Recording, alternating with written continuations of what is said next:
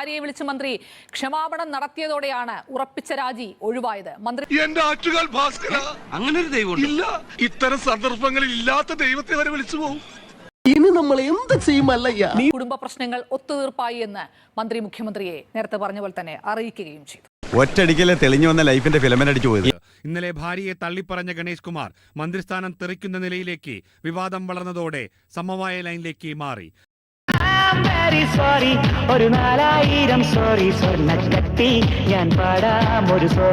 പിന്നാലെ ഭാര്യയും വിളിച്ച് ക്ഷമാപണം. ക്യാബിനറ്റ് തുടങ്ങുന്നതിന് തൊട്ടു മുമ്പ് ഒത്തുതീർപ്പ്.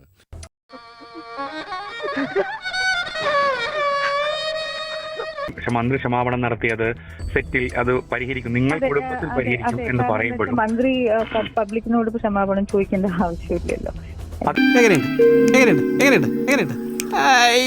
വേണ്ടേ യഥാർത്ഥത്തിൽ? അതാ ഞാൻ ചോദിച്ചത്, അതും കൂടി വേണ്ടേ ഇക്കാര്യത്തിൽ?